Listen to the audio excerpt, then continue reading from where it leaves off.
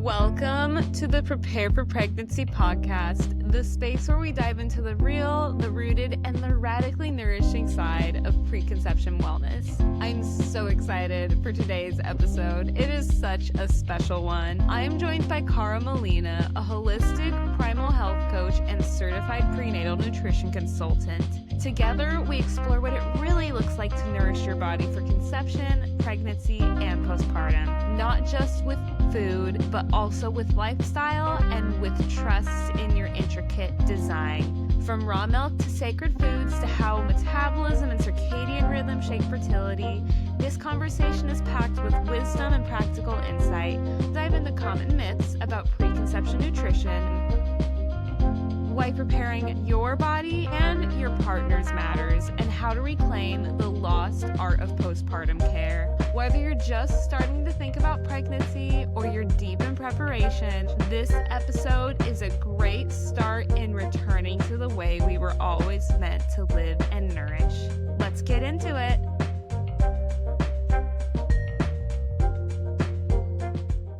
Would you mind going ahead and introducing yourself as well as what you do? Sure. Thank you so much for having me. I'm Cara Molina. I am a holistic primal health coach and also a certified prenatal nutrition consultant. So I specialize in guiding and supporting women through all stages of motherhood, from preconception, getting their bodies ready for conception for both partners, as well as throughout pregnancy, throughout postpartum. I'm currently getting my certification in baby nutrition as a certified baby nutrition consultant. So really love working with women through whatever season of life they are in, and that's really my passion. I love that so much, and I always love talking to you because we pretty much do the same thing, but you're just a couple years ahead of me, so I love just gleaning from all of your knowledge and everything, and I'm so happy to have you on today for my listeners. Well, thank you so much. Well, I feel the same way about you. I know I've had you come speak with my community a few times, and I love learning from you too. Oh, thank you. I'm glad it's mutual. So can you go ahead and explain what ancestral nutrition is, what primal health is? Yeah. So really going back to the way people generations before, our current generation lived and ate. And there's so many different definitions of like ancestral health these days. To me, it's not like caveman eating. That's one way that we kind of define it. I don't believe that we evolved. I believe we're created. So I don't believe that we were, caveman and, these unintelligent people living off of instincts, but more consciousness behind what we did for our health. And even if you go back a few thousand years, like 4,000 years ago, and look at what people ate during Bible times, that's our ancestors to me. It always goes back to real food.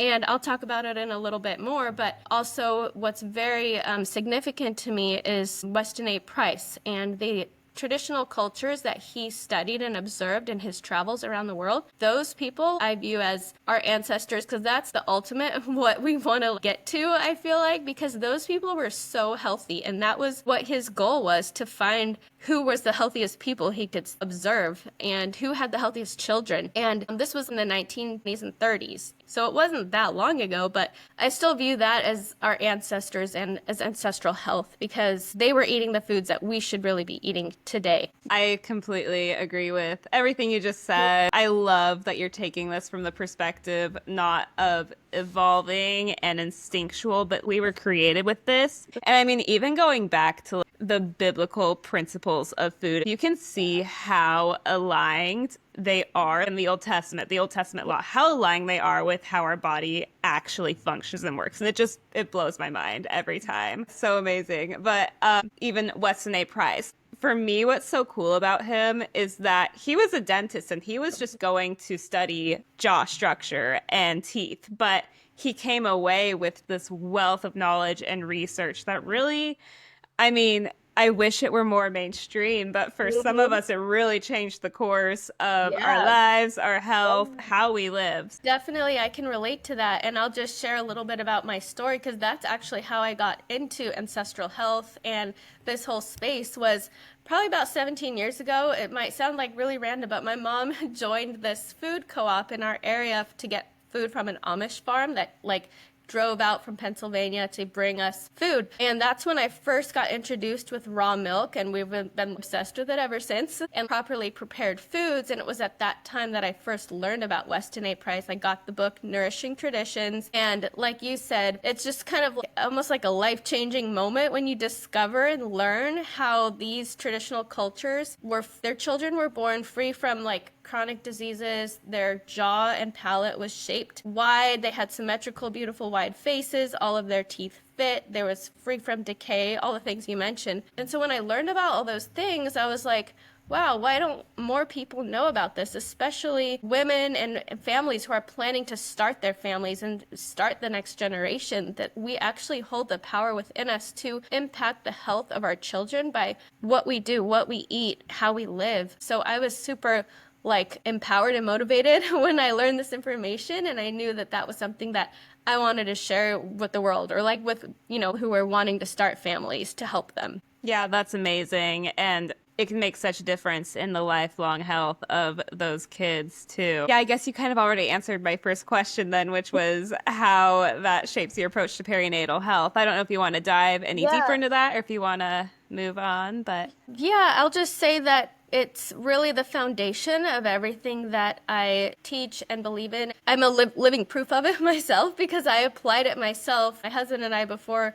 we had our son, we prepared for 2 years for conception. And because we did that, and we did, followed all of these ancestral principles, we were able to, get pregnant quickly, which I know is not always the case for a lot of couples. But because we spent a lot of time preparing and really doing our due diligence, I can say that it really impacted that and helped us out for, a healthy conception, a healthy pregnancy. And we have such a thriving, amazing little boy today. He's 3 now. But because I lived and experienced this myself, it makes me even more passionate about helping other women, because I feel like everybody can have this. We all have this potential, and we just need a little bit of guidance and direction in getting there. Absolutely. I could go so many directions with that, just with, the fertility crisis going on and everything, but I'll try to stay focused for today. I know there's so much.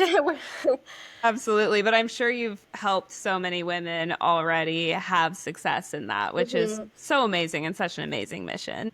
Thank you. Yeah, it's definitely rewarding. And yeah, I do have a community of women that I've been able to support, and it's a growing community too. So it's truly is such a rewarding work to be in, just to know that I don't feel like I'm doing anything for that. Like, their body is doing it all, but I'm just providing the guidance, the direction that's missing in the world today, because women are not taught this. And I believe that even our school system is so messed up, because women are not taught about their bodies and how their cycles work and what they need to do. It should be the foundational information for us as women to know, how are we going to set up our children for a healthy life. Absolutely. I mean, I even talked about this a bit with a pelvic floor physical therapist that I had on recently, where she was saying her dream is that when women are in their teenage years, that's when they would start being taught about their pelvic floor and all of this. There are so many things that are just lacking in women's health, and it's so sad, but I'm glad that we get to bring that to light now. Going off of that, what would some core principles of ancestral nutrition be from your perspective, especially in regard to the childbearing years? So definitely eating a nutrient-dense, real food diet is the basics. Like, that's foundational. And that goes back to, nutrient-dense, real foods. Like, what does that even mean? So foods that are from the land, from the sea, that are not processed. Because if you go back to the people that Weston A. Price observed, it only took one generation of them introducing processed food for their children to be born with problems, basically. Going back to,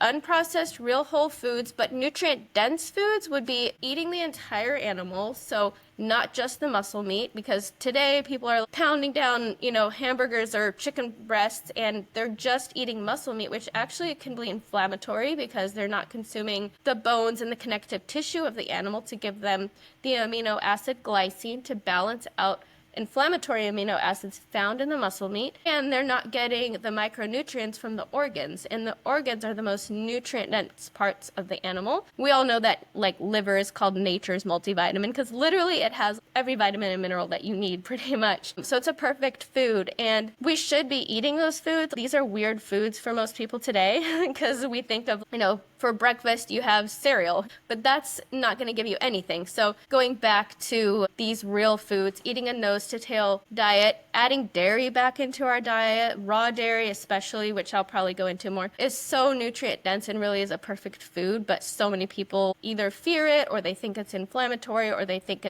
we can't digest it or it's for baby cows only. Lots of things around that, but those sacred foods like egg yolks, even fish eggs, oysters, shellfish, seafood, there's so many sacred foods that are really serve as the foundation of the vitamins and minerals that our body needs. Absolutely. And so when you refer to sacred foods, what exactly do you mean by that? Yeah, so that's a great question, and I should expound on that. So when Weston A. Price traveled the world, he noticed that in all of these different places, which could be very diverse, say, for example, the Swiss Alps versus the Maasai in Africa, they were eating very different diets, but there was a common denominator with all of them.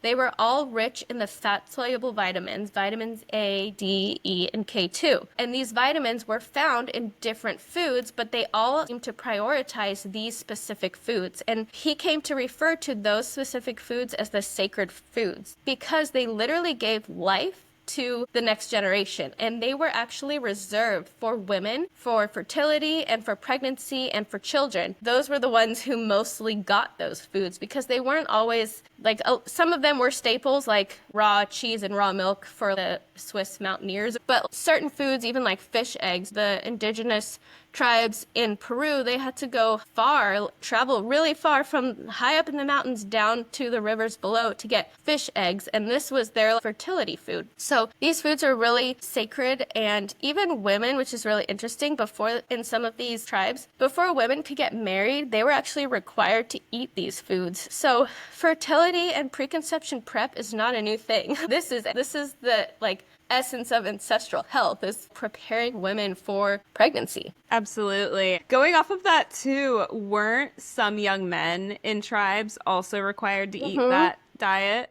Yeah, for sure. And that's something that I'm going to go into later too, is that men obviously have to prepare too for pregnancy, and they have to eat these foods to support their own health and their hormones. And so it's really wasn't an option. It was a requirement. Mm-hmm. It's just amazing to me that at that point in time, they understood that. And they understood, maybe not at a molecular level, how those foods worked, but they saw the correlation between eating those foods and the health and longevity that it brought. It's just incredible to me. And just goes to show you don't necessarily need a ton of research papers to show that it works. Yeah, I love that you said that because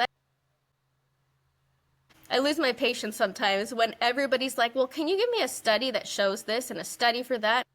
Back then, they didn't do studies. They just knew what worked and what didn't work. And a lot of science today is pseudoscience, and studies are not accurate. They're flawed. They're misleading. So instead of looking to the science, personally, I prefer to look at what our ancestors did.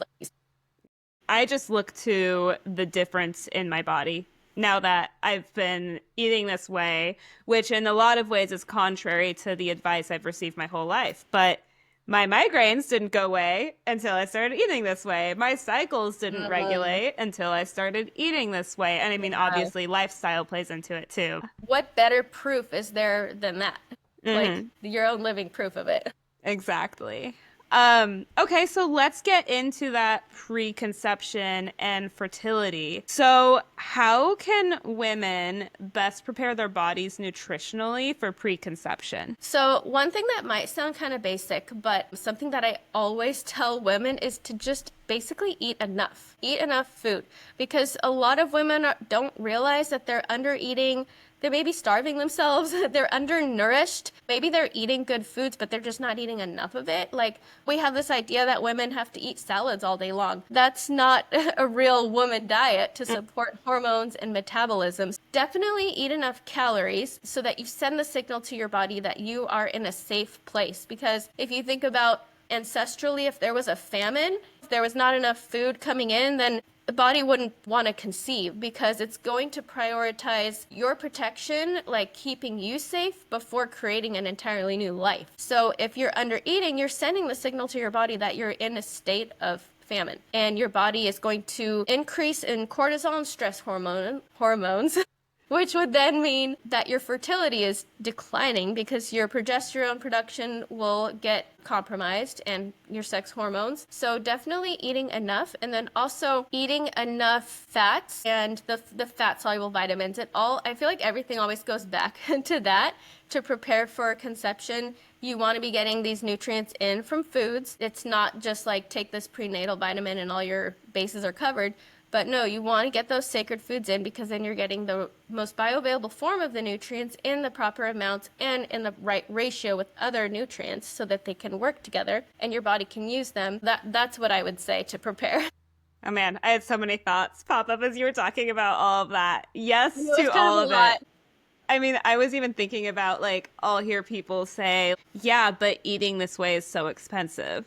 Yeah. And then I think, well, yeah, but prenatal vitamins of at least semi-decent quality are expensive too. And it's, a lot better to focus on those foods where it's truly bioavailable, where you're truly going to be getting those things. Because none of these tribes, none of these ancestral communities had prenatal vitamins. So that is something to consider. And you can expound on that when I ask this question. But my main question would be, how can women know they are eating enough? Yeah, so they would have a healthy cycle. I feel like this is your expertise, but your cycle is your vital sign.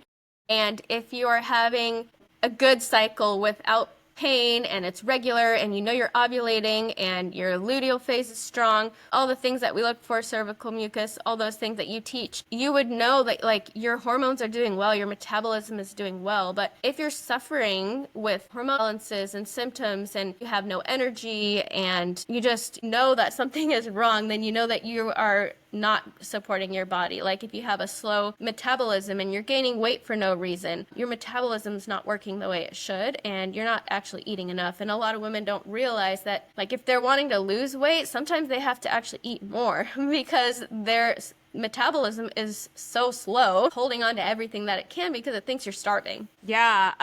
Do you want to talk a bit more about what the metabolism is? Because I think there's a really big misunderstanding of what the metabolism actually is. Because all growing up, I just thought I must have a fast metabolism because I don't put on weight. But in reality, metabolism was actually super slow. So yeah, what is the metabolism? Yeah, so basically how you process everything that you're eating, and if your body's using it properly. So you want to be able to metabolize. It's literally processing every function that your body does to process food. Like, how does it interpret the food that you're giving it, and how is it going to use that, and is it able to use that food for fuel, for energy? Something that I talk about from my own personal experience, because I came from like a keto, paleo background, low carb, and I learned the hard way that that's not supportive for a metabolism, for a healthy metabolism. You actually need carbohydrates for a healthy metabolism, because without carbs, your body cannot convert the inactive thyroid hormone T4 into active T3, which is what fuels your metabolism. So that's another thing that I always recommend for women preparing for pregnancy,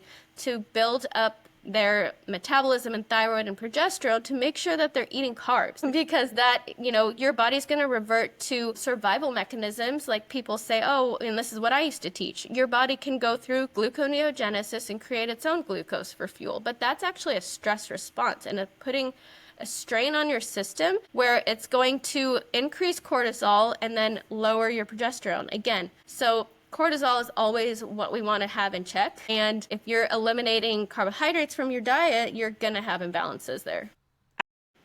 and putting that body in a state of chronic stress, if we're thinking about going back to ancestral times, it's like our body constantly thinks it's running from a bear through the woods. Yeah. It's in danger. It feels like it's in Yeah. danger. I mean, in a way it is because of what that chronic stress is doing at the cellular level, metabolism to inner workings of our body, even our digestion. Like, it really impacts it in so many ways, not just in hormone health. Exactly. I was going to say it has such a downstream effect on everything because even like you said, digestion is affected then. It's like your body's not going to be in rest and digest mode, and then you're not absorbing the nutrients that you need from food, and it really just is a vicious cycle. Absolutely. Yeah, I was just about to say that. I love how We're so aligned. We're always it's so fun. Yeah. Okay, so we've talked about what women need to focus on basically, which is it's nice that it's just permission to eat more and eat good food. That's a nice thing to hear. Is it similar for men, or do they need to be focusing on slightly different things? Yeah. It's always going to be slightly different because they are very different in their makeup, their genetic makeup to women. Men can tolerate more of a lower carb diet if that's what they choose to do, or fasting. Like, they can handle that better than us, but they still want to focus on those sacred foods, the same nutrients. And there's certain nutrients, especially for men, which is, I know, what you talk about and what you teach to help build up their sperm quality. Zinc is a huge one. So oysters have always been an amazing fertility food for men for building up for building up testosterone. It has zinc in it. Yeah, it's the best food source of zinc. But yeah, to build up a testosterone for healthy sperm. So yeah, men definitely need to prepare. And I know we're focusing mostly on nutrition here, but there's so many lifestyle things that men and women should be doing, like obviously avoiding toxic things in your life where, as far as non-native EMFs, artificial blue light, toxins in our personal care, not buying organic food would be a toxin because you're getting those pesticides, which you want to avoid. All of these things that impact egg and sperm quality that we want to avoid in our lives, basically. What would you say to someone who is maybe on a budget and can't necessarily always eat organic, high quality food? Yeah. Well, I would say that do the best you can. Like, you don't have to buy organic everything. So obviously you do the best you can, and your body was made to detox. So if your liver is functioning well, if you're getting enough minerals, if you're hydrated, if you're having good daily bowel movements even, your body will be able to detox a lot of things efficiently because we were made that way. And I don't like to spread any kind of fear that, like, around anything really, because I feel like in the holistic health space, it can get a little bit too much fear mongery, if you get what I'm saying, about like every little thing. And honestly, that creates more nervous system dysregulation than anything, and that impacts our health more than making poor food choices, to me. So do the best that you can. Buy, if you're gonna buy only some things organic, check the dirty dozen list, like avoid those. Like fruits that have like a thicker skin are gonna be a better option if you're not buying those organic. Even if you can't buy grass-fed beef all the time, that's fine. You're still going to get a lot of nutrients from regular beef. Ground beef is something that we stock up with in our freezer because it's the most cost-effective way to get high-quality protein. And ground beef actually does contain some collagen in it, so it's more of a balanced form of meat than just eating like a steak. That's just like pure muscle. Yeah, steak's so yummy though. Yeah, I know. I love steak. But again, it's about balance. Yeah, it's a balance. And if you're eating a lot of steak, I just recommend have a cup of bone broth with your steak, and that'll balance out the amino acid ratio. I love that idea. Yeah. It's simple. I like hiding liver in my ground beef. Yeah. And that even bulks it up a bit and makes it last a little longer. So yeah. So true. So many tricks. Yeah, absolutely. Are there any common preconception nutrition myths that you're frequently debunking? I know you mentioned carbs, so we don't need to dive too much into that, but I know that's a big one. But are there any others? Yeah, well, another one I was going to say, but we kind of covered it already, was that men don't need to prepare for conception, which, as we talked about, that's completely false because they make up 50% of the genetic expression of your baby. What's interesting is that sperm, quality can trigger poor implantation and placental development. It's actually the genes from the sperm that regulate placental size, nutrient transport, hormone production, like so many things are dictated from sperm health. So it's so important that men prepare, just like, we've been talking about. And I feel like, I don't know, that's something, it's amazing if you hear somebody who knows that they need to prepare, like as a woman, but like if they know about their husband preparing too, that's very rare to find.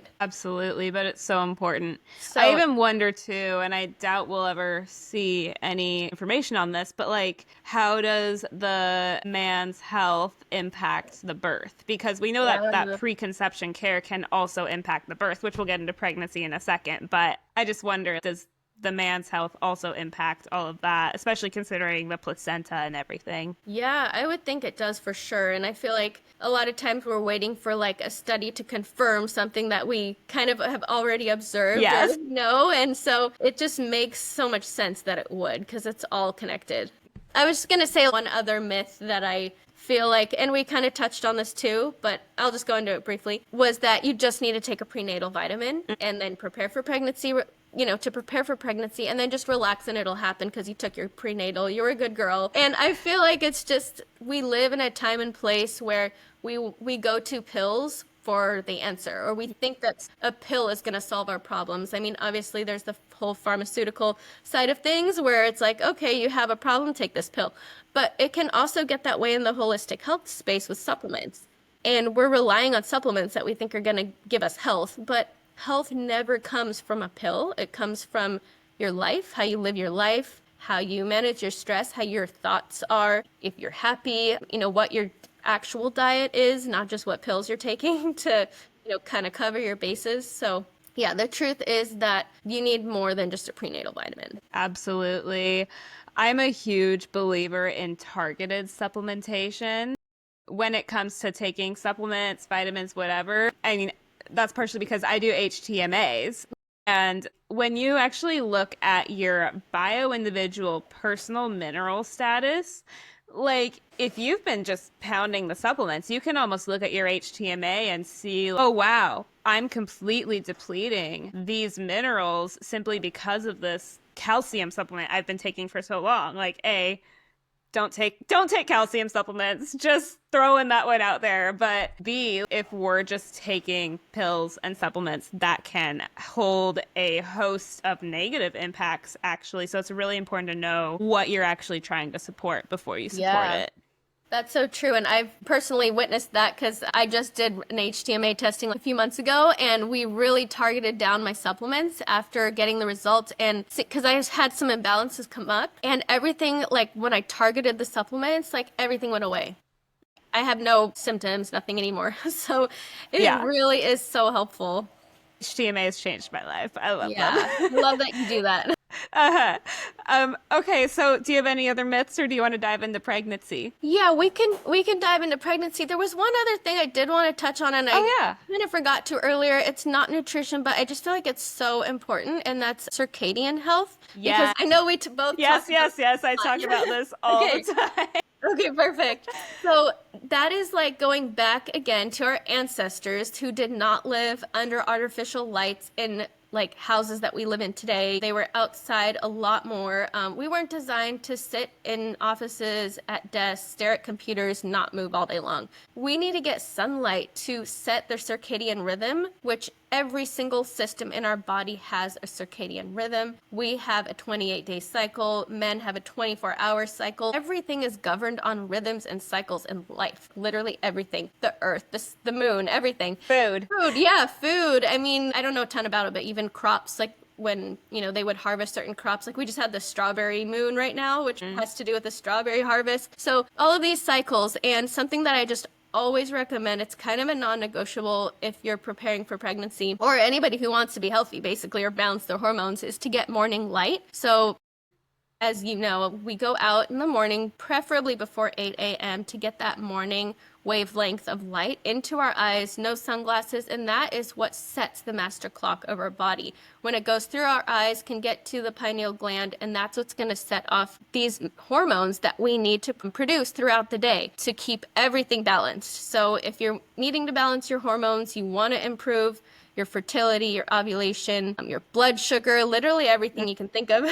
Go Digestion. outside. Digestion, yeah. It's like everything. So go out and get some morning sun. And then at nighttime, limit the blue light or wear blue blockers. That's what I do because, we do have, like, we use incandescent bulbs in our house for, like, dimmer, like Edison bulb lamps, but just avoid, like, LEDs if you can. Obviously, fluorescent lights, harsh blue lighting, but if you can have blue blockers on, that can really help because that's going to send the signal then at nighttime that it's getting dark and it's time to go to sleep, and you're going to be creating more of the hormones like melatonin, which that production starts in the morning when you get the morning sun. But then, sleep patterns regulate, and if you sleep better, then you're going to detox better. Your hormones will be better. So it keeps going. Yeah, absolutely. I've even been seeing a lot of studies about preeclampsia and sleep, and wow. even starting that in the preconception period because of how much we have to detoxify in order to prevent preeclampsia from happening. So, Wow, yeah. that's so interesting. Oh, it's amazing. Wow. That's how important sleep is, and that circadian rhythm, because you can't really get quality sleep without that regulated rhythm. Yeah, I love that. I'm glad you brought that up. Okay, good. Yeah, I feel like that's such an important thing. I'm like, I have to sneak it in somewhere. Absolutely. Well, it's really easy. I know that we're both, we specialize in nutrition, but also both of our trainings, I think yours did, like, really included lifestyle too, because nutrition is just one piece of the puzzle, and you can have the best diet in the world, but if you're not supporting all these other systems through lifestyle, it's not going to matter as much, because if you're not supporting your digestion, for example, well, you're not going to get those nutrients actually where they need to go.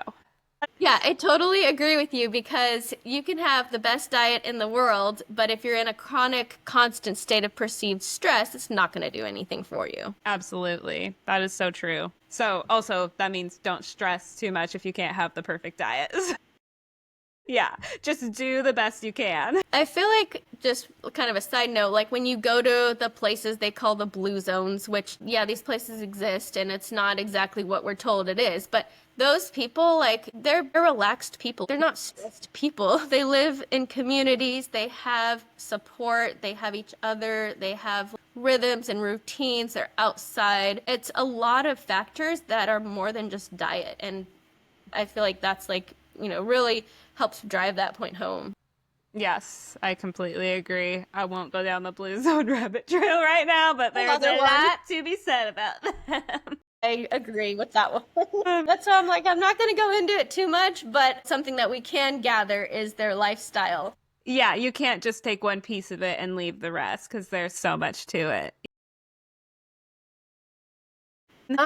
So diving into pregnancy, are there any nutritional shifts that a woman needs to make once she becomes pregnant, and how do you approach those changes through an ancestral lens? So nutrient demands increase dramatically when you're pregnant, and this makes sense because you're building an entirely new baby from scratch, your new life, and you're building a new organ, the placenta, plus you yourself are growing and expanding. So pregnancy is a season or a time for growth and expansion. And in order to meet the needs for that, nutrients are going to increase. The demand and the requirement for nutrients are going to increase. And we see, just to touch on this, that, like, a lot of times postpartum depletion happens because, maybe we aren't taking in enough nutrients before we conceive and during our pregnancy to keep up with the demand. And if there's a deficiency, the body will literally pull from maternal stores, maternal bones and tissues to give what it needs to the baby, because the baby is the priority. So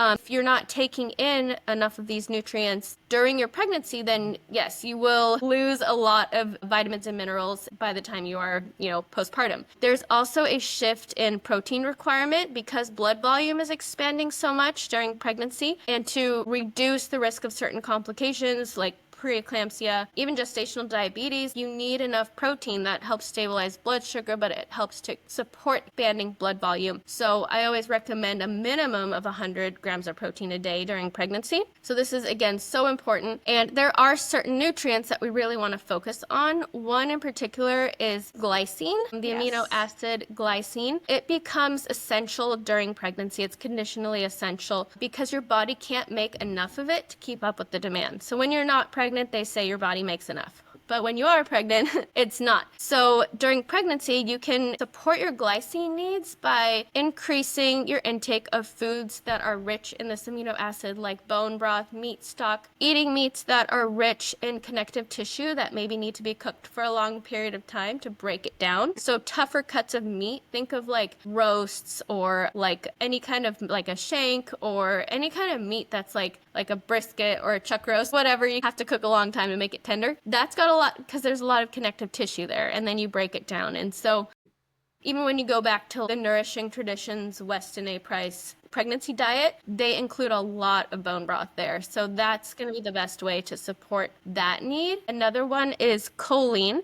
So this is critical for the brain and nervous system development, for methylation, so how your body's going to express genes and how your baby will express their genes. And this is especially important in the first trimester, all trimesters, but the first trimester, the need for choline increases. They say it's even as high as, I think it's 940 milligrams a day that we need. So more than previously thought. The prenatal requirement is 450, and there are a couple prenatals that will have, I think, maybe 300 or 400, but you really need to be eating enough choline-rich foods from your diet to meet this need, and that's going to be yolks and liver are going to be the best sources.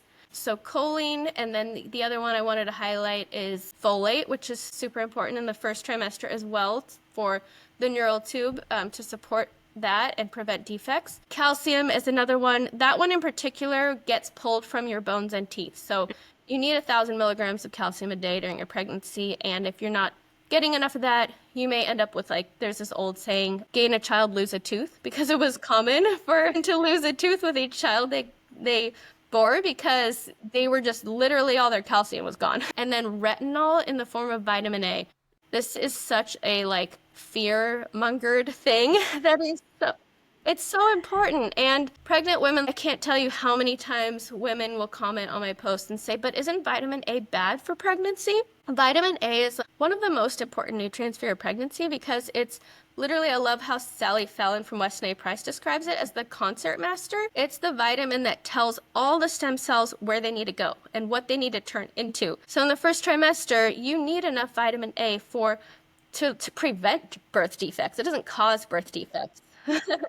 And it's in the synthetic form when they've studied it, when they showed and they came to the conclusion that it causes birth defects. The studies were done with high doses of synthetic vitamin A. And you do that.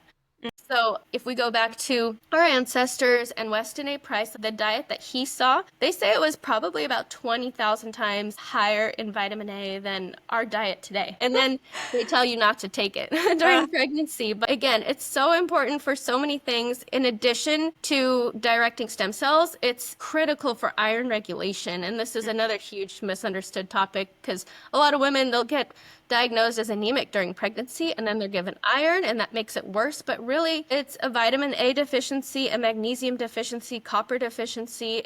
In order to regulate iron, you need activated copper, and what activates copper is retinol, vitamin A. So yeah, so important. Yes. I actually am going to be having a podcast come out all about iron regulation. Oh, perfect. It's so good. So much good information. I can't wait to listen to it. Yeah, I'm so glad you brought that up, though. So you mentioned a lot of these are really important in the first trimester. So what happens if you have morning sickness or food aversions? Like, what do you do? Yeah, and I know it can be super hard in the first trimester, and I feel like at that point, you just got to give yourself grace, and I feel like worrying about it is just going to make it worse. So just know that you're doing the best you can. If you were able to prepare for pregnancy, then having enough reserves going into the first trimester is key, and that's another reason why it's so good to prepare, is because everything that you need, like at the point of conception, is already there. If you have a deficiency, it was there before your first trimester. So, we want to prepare and have enough there. But if you are struggling in the first trimester to eat these nutrient-dense foods, that is so common. And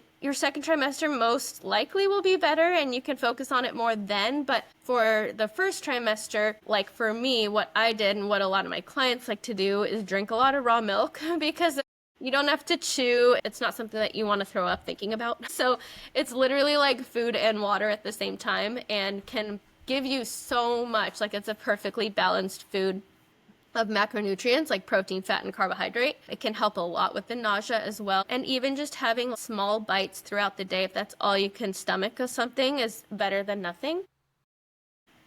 Yeah, I really like all of those tips, especially the raw milk. But that leads perfectly into my next question because raw milk is, whether pregnant or not, extremely controversial. So, can you dive a little more into A, raw milk, but B, just some of the more controversial food advice out there? Yeah, so I post about raw milk a lot, I feel like, because it's something that I love so much and I'm such a believer in it because I've seen its power literally. But I get so much hate on it. Like, it's ridiculous the amount of hateful, hurtful, and negative comments I get anytime I recommend raw milk, especially during pregnancy. But the truth is, okay, if you're getting any kind of raw food from a healthy animal that is not sick, then you're not going to get sick.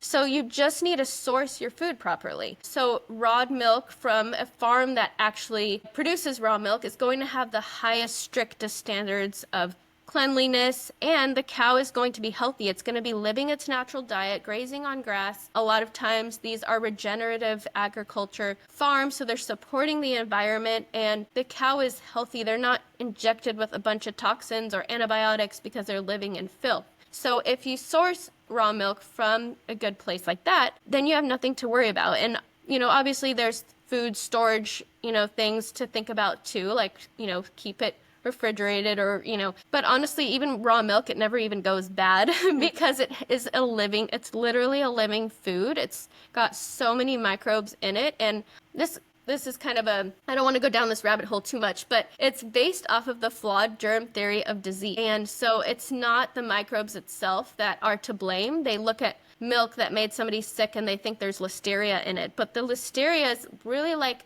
the firefighter fighting the fire. There's something toxic in the milk to begin with because the cow was sick. And the listeria is actually not the problem. It's whatever was making the cow sick to begin with. Or, again, it just goes back to this whole flawed germ theory. Raw milk is really an ancestral food like we talked about. Our ancestors always drank it during pregnancy. And the same principle goes for any raw food because raw foods have always been off the table for pregnancy. But those are the most nutrient-dense foods, like raw or runny egg yolks. That's an amazing source of vitamins. That's another one of nature's multivitamins. Even like a rare cooked steak. People are like, you can't eat that. You're going to get parasites, or you're going to get food poisoning and this and that. So again, it just goes back to your source and getting good quality. Absolutely. It just really matters that you know where it comes from, even with sushi and stuff like that. Because, sushi can be really valuable in pregnancy with that iodine and selenium. It just really matters where you get it. Like, I wouldn't go to a restaurant where it's on the carts, or just grocery store sushi. But if you can be confident about where it's sourced from and that it's fresh, that's a great food. And so many women crave it during their pregnancy, and they crave it for a reason. And we need to be in tune with our body's cravings because they are telling us something. You need that. It is so important to be aware of what our cravings are telling us. Yeah. Those foods are super controversial, but again, everything, I feel like so many of the things ancestral wise are controversial because it just shows how far away we've strayed from it. And it's not serving us well. So. The only time I've ever gotten food poisoning in my life was on an airplane. And I don't hear people telling women to not eat airplane food. Or even like romaine and spinach. Like, those are foods that people get sick from so much. But they're always like, oh, eat all your greens during pregnancy. But it's like, okay, well, that's a higher risk food than raw milk. Again, it just goes back to where you're sourcing your food and is your food fresh. And we have a heightened sense of smell during pregnancy for a reason. If we smell that something's off, then don't eat it. And if you're not comfortable drinking raw milk during your pregnancy, then I don't recommend you do it because I feel like it has to align with you and it has to sit well with you. And if you're internally fighting against something, even if, I'm telling you it's good for you, but you don't believe me, or like you haven't proved it to yourself and you're not comfortable, I don't recommend doing it. I feel like you got to do what you're comfortable with and what sits well with you. That's excellent advice too. And that goes just for every choice you make in pregnancy. I want to talk about postpartum because I think it is very often overlooked and not discussed. So how can we take care of ourselves postpartum nutritionally? And also, does it really matter?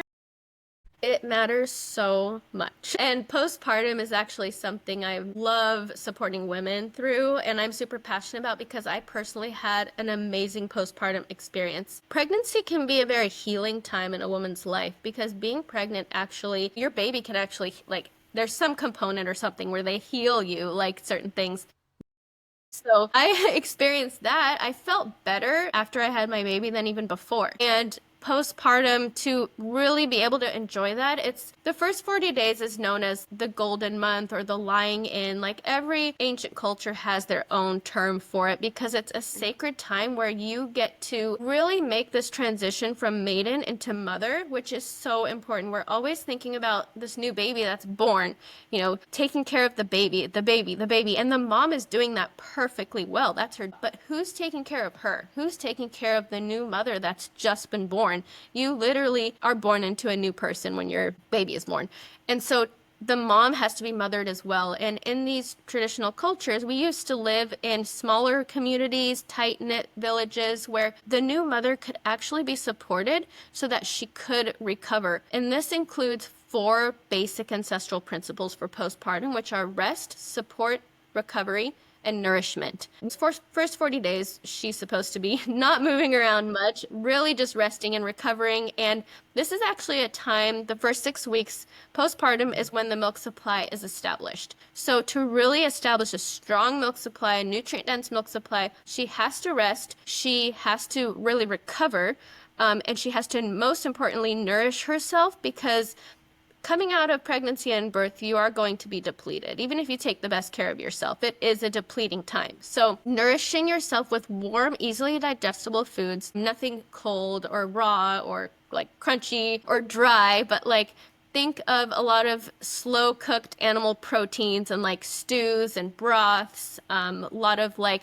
slow cooked, well cooked grains that are properly prepared, and tons of fats to nourish the tissues and rehydrate the tissues. And then minerals. Minerals are so important postpartum to restore your minerals and then also to help build up quality milk and a good supply. Absolutely. And I mean, I was even thinking as you were talking about how there's this bounce back expectation for women in our culture today and just the like need to get up and I mean see visitors, let everyone pass around the baby, you move around, you cook, you clean, you do all of these things.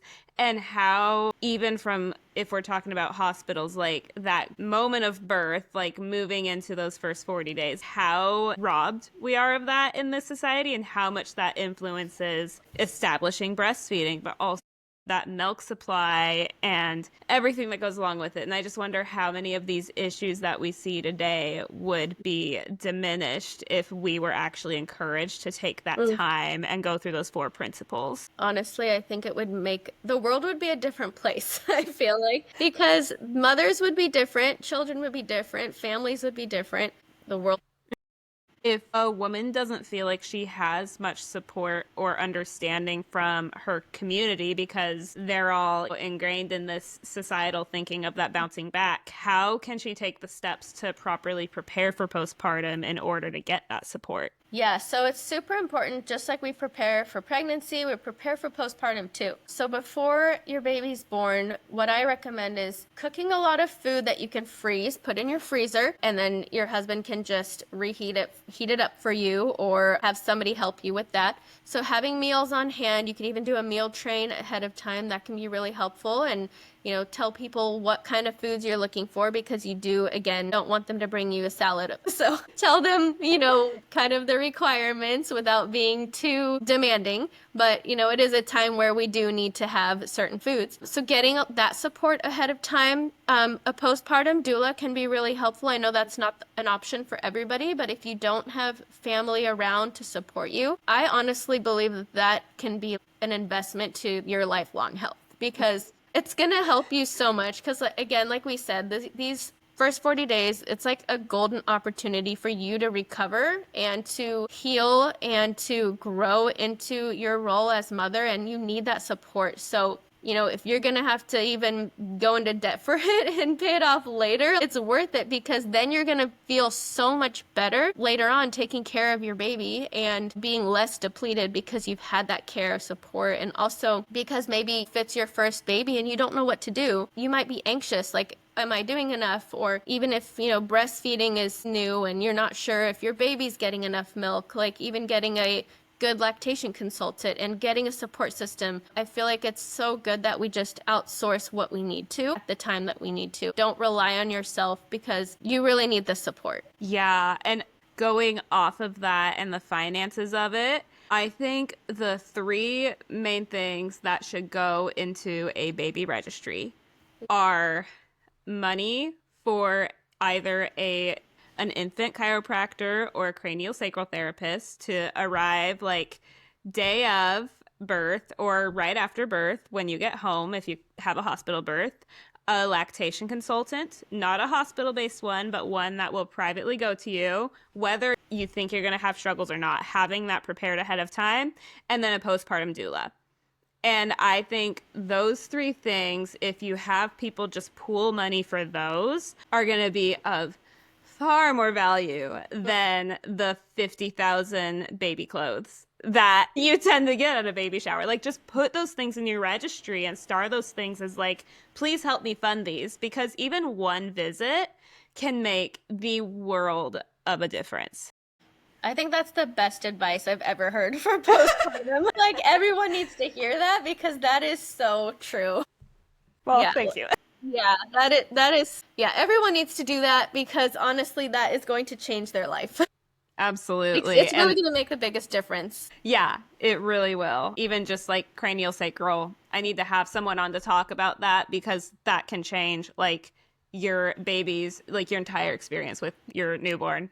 We're so quick to diagnose and like treat things like tongue tie and all that. So, obviously there is a need for that sometimes, but a lot of times there's just so much tension from birth in the baby. And when they go to a craniosacral or chiropractor who's able to adjust them and work through that tension, they just notice a huge difference just right there in their latch from before and after the treatment. And they're like sucking and nursing so much better.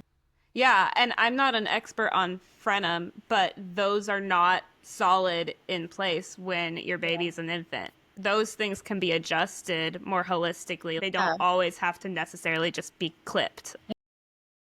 I need to have someone on to discuss that because that's a really important thing that is not talked about. Like, I'm still kind of learning more about that, but from what I've learned is the same as what you said, that it's changing and it's not solid like you said.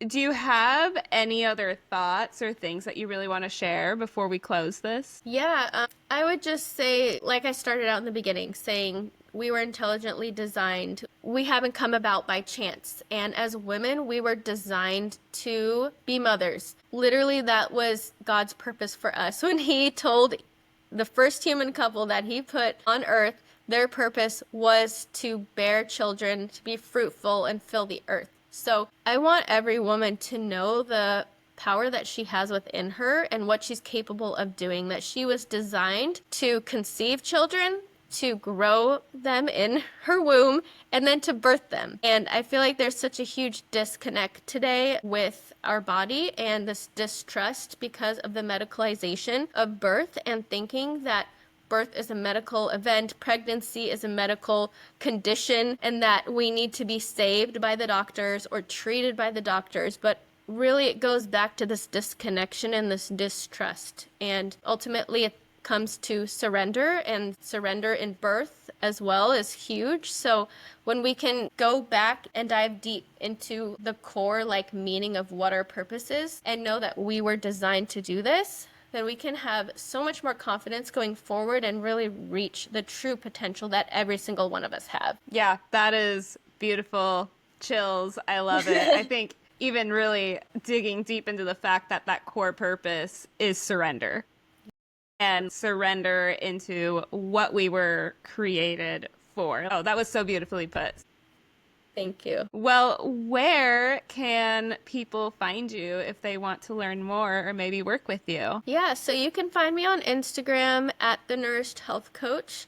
And then I also have a private community where I'm able to help a lot more women. I'm not doing a ton of one-on-one clients right now, but in the community, I literally have like every resource that you would need through every stage of your journey. And when you join, you get instant access to all of my courses and workshops that are all geared towards preconception, pregnancy, postpartum, and really guide you every step of the way so that it's simple, so you're not overwhelmed and confused by tons of information. But then you can also access me directly inside my Nourished Mama Village community, and a lot of women get support from me that way. I love that so much. You have such an amazing community, and if anyone wants to hear any more of our deep dive conversations, you can head on over there because I am on there discussing you've come twice. Birth and fertility. So yeah, it's so much fun. It's a good space. I loved having you so much, and actually our fertility call is part of my preconception course.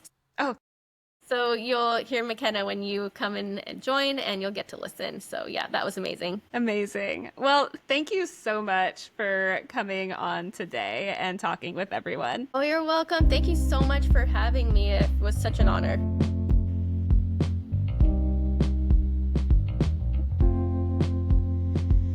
Thanks so much for tuning into this episode of the Prepare for Pregnancy podcast. I hope you're walking away feeling inspired, empowered, and maybe even a little more connected to the beautiful design of your body. Remember, everything shared in this episode is for educational purposes only and is not medical advice. Be sure to speak with your trusted provider about what's right for you. For a full medical disclaimer, please go to holisticconception.org/disclaimer. If you want to dive deeper into holistic fertility and pregnancy prep, you can find me online at holisticconception.org. I'd love to connect with you there. If this episode was helpful, please take a second to follow the show and leave a quick review. It helps more women find this kind of support and encouragement. I'll see you in the next episode.